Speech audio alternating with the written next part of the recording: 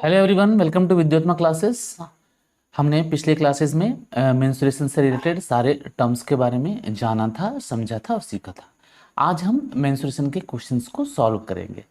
पहला क्वेश्चन आपके सामने में है, जिसमें बोला जा रहा है एक ट्रायंगल है, उस ट्रायंगल का तीन sides 30 metres, 72 metres and 78 metres है। आपको बताना है इस ट्रायंगल का एल्टीट्यूड मीन्स इसका हाइट हमें बताना है, जिसका बेस 72 मीटर्स हो। तो जनरली ऐसे सवालों को हम पहले डिटेल मेथड में बनाएंगे और चीज़ों को समझेंगे। हमें क्या करना होगा, ऐसे सिचुएशन में हमें एरिया ऑफ द ट्रायंगल निकालना होगा। एरिया ऑफ द ट्रायंगल निकालते समय हमें देखना होगा कि हमें कौन सा डेटा प्रोवाइड किया गया है।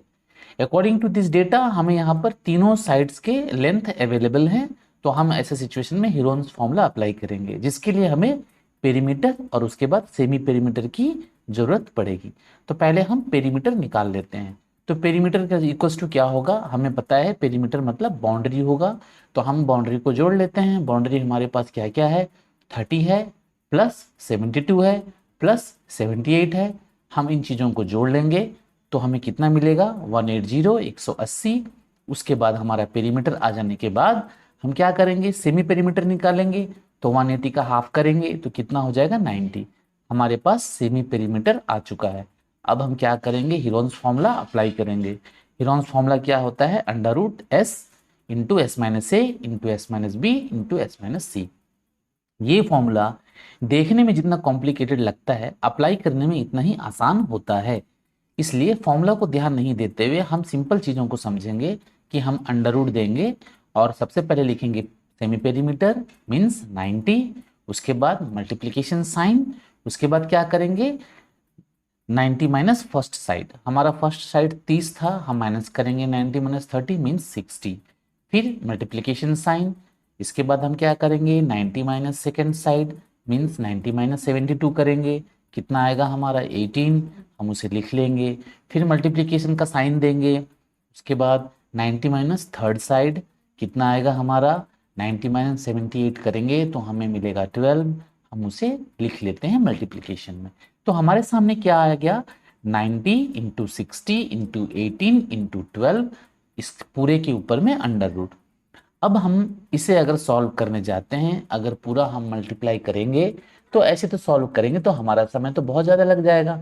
तो ऐसे में हमें क्या करना होगा, थोड़ा सा सोच के चीज़ों को बनाना है। क्या करेंगे, हम इन्हें मल्टीप्लाई करके अंडर रूट नहीं निकालेंगे, बल्कि हम इसे पेयरिंग करके अंडर रूट निकालेंगे। उसके लिए क्या करेंगे, देखिए हम एक काम करते हैं, 90 को हम 9 लिख लेते हैं, 60 को हम 6 लिख लेते हैं और इसके दो जीरो को 100 बनाकर हम इंटू में इंटू 100 लिख देते हैं।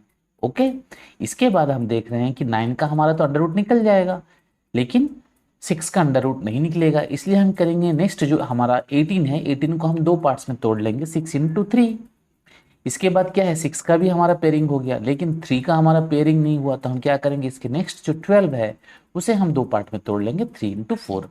ऐसा करने से हमारे पास में क्या आ गया, 9 into 6 into 100 into 6 into 3 into 3 into 4। अब क्या करेंगे, हम पेयरिंग करेंगे। तो हम देख रहे हैं कि 9 का अंडर रूट निकाल सकते हैं, कितना आ जाएगा 3। 6 का पेयरिंग हो चुका है तो दो 6 के लिए एक 6 आ जाएगा बाहर। 100 का अंडर रूट होता है 10, दो 3 के लिए एक 3 आ जाएगा हमारा बाहर, और 4 का अंडर रूट होता है 2। इस प्रकार हमारा पूरे के पूरे टर्म्स का अंडर रूट निकल चुका है। हमारे पास जो वैल्यूज है वो 3 इंटू 6 इंटू 10 इंटू 3 इंटू 2 है। इन्हें हम मल्टीप्लाई कर लेंगे तो हमारा एरिया निकल कर आता है 1080 मीटर स्क्वायर। अब हमें बेस 72 के साथ हमारा हाइट क्या होगा, ये हमें पूछा जा रहा है। तो फिर हम जानते हैं कि जब बेस और हाइट किसी ट्रायंगल का हमें पता हो तो उस समय उस ट्रायंगल का जो एरिया होता है वो 1/2 बेस इंटू हाइट होता है। तो हम क्या करेंगे, जो हमें पूछा जा रहा है उसके अकॉर्डिंगली हमारा हाइट कितना है हमें नहीं पता, हमें निकालना है। हमें बेस कितना दिया हुआ है, हमें 72 दिया हुआ है, और इसके साथ हम 1/2 अगर मल्टीप्लाई करेंगे तो हमारा कितना आ जाएगा, हमारा एरिया आ जाएगा। ठीक है, लेकिन हम जानते हैं कि किसी एक ही ट्रायंगल के हम कितने भी तरीके से एरिया निकालें, एरिया तो सेम आएगा।